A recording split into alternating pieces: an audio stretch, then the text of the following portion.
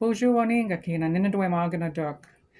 Doreen here for a little chairman's update, president's update for fall.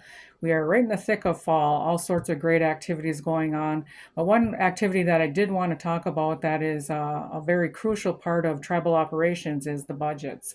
And the budgets, these are right here, our budgets, our tribal budgets. And included in this would be our government budgets, our enterprise budgets, our tribal business budgets. And it's a pretty lengthy process that we go through every year so that we can keep the government operations and services running smoothly. And it usually starts out in June and July. The CEO's office begins to work with the CFO's office. Various things need to be looked at, such as insurance rates.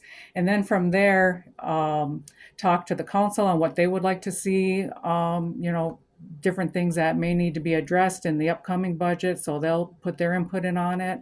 And then from there, the directors are talked to, what is expected. Do you need training, especially with new directors? So they'll have a budget training because it's an Excel document and there's a lot of things that go into the document. And one of the things that go into it is the planning for the upcoming year. So as you plan for a budget, you have to plan for your upcoming activities. So that starts out and that'll be going into June, July. We usually, all directors will turn their budgets in at the end of August. And from there begins another process. That's where the CFO and the CEO's office begin to look at all the budgets on the government side. And if there's anything that needs to be fixed or there's questions, directors are brought in, and that kind of stuff is addressed. Once they pretty well got everything in line, then it goes to council, and then council will have each director come in. And when we say a budget, you may have a budget with just one program. You may have one that has 5 different programs. You may have one that has up to 27 different programs. So it's different and it varies as each director comes in. Directors will give updates to council on what their upcoming year is based upon the budget that they're presenting. They're very good at that. Capital items such as maybe a building or a truck or something are presented at that time also, and they give reasons on why they want that type of stuff. They're very good at advocating for their programs so that their programs can, which our tribal programs are to serve the membership. So they really work hard at what they do, whether it's to protect our treaty rights or it's to protect our resources or to make sure emergency management is up. We know what happened with COVID, so we make sure that kind of stuff is going on. What kind of activities can be for the youth? How can we take care of our elders? How can we present job opportunities? Through education, how can we help our tribal members get the education they need so they can take these positions in the future? Many different things come through, many different types of discussion are had during the budget process. So then we hear government side. Enterprise, we actually hear enterprise first because that's where our source of income comes for government services. We have grants and then we have tribal revenue, which the majority, practically all of it, comes through enterprises, which is our casinos. And we have businesses that are attached to those.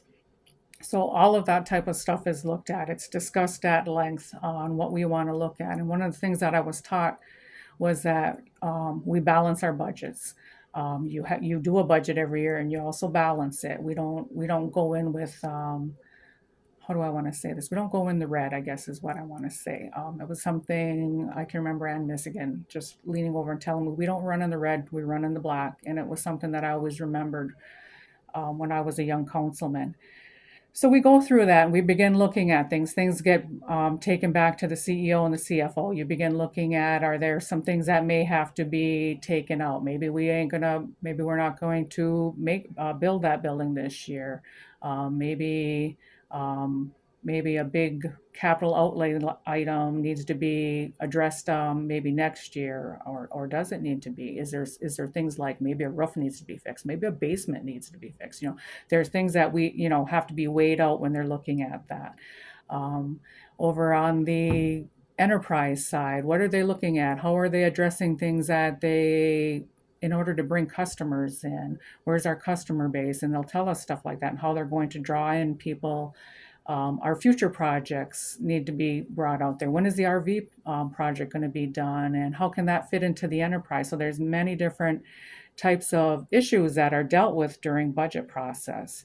And once it's there, then it's brought again to council, and then the CFO, or the CFO is actually in the meeting, the CEO will be present, and then a representative from the enterprises will also be there.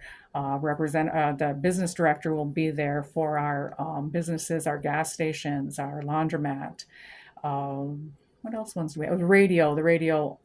So they're in charge of that. So we actually have 3 different areas that we look at when it comes to balancing the budgets. And more questions are asked, and things that are included in that would be, is there any resolutions that need to be passed so that it's reflected when an auditor comes, so that they're not saying, well, where did this come from, and what kind of official government action was done to create that? So resolutions may be in there, motions may be put in there, such as raises for the employees.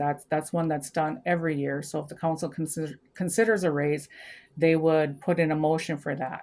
And we've had variances on that also. One time it was 2%, and then like last year, in order to address our employee shortage, we did a 3% increase. So every year is different when we look at it. Things change, and you try to keep on top of things and look ahead, but sometimes things happen that you may not have, foreseen in the future. So, and if something like that happens, such as a pandemic, then you address that, and then you always keep that in mind as you're going forward with budgets, that something like that may or may not happen. And then once that's done, then the whole budgets are passed. We kind of did it different this year. We passed government budgets, we passed tribal businesses budget, and then our last budget that we'll look at and review will be the enterprise budget, and that'll be taken care of on Wednesday. Once the budgets are passed, then all budgets are sent back to the directors, who then their responsibility is make sure that their departments then stay within their budgets. Let's say there was something that came up that you may need in the year, you would have to go to council then and get that added in, or maybe a new position you would want in the org chart. You would ask council to add in a new position, and that's something that's actually addressed. Directors will come in and may request new employees. So budget time is always a good time to put new employees into your budget, or maybe remove some. We no longer have that grant, so we're going to remove that program out of there. So those are also good times to do that kind of stuff.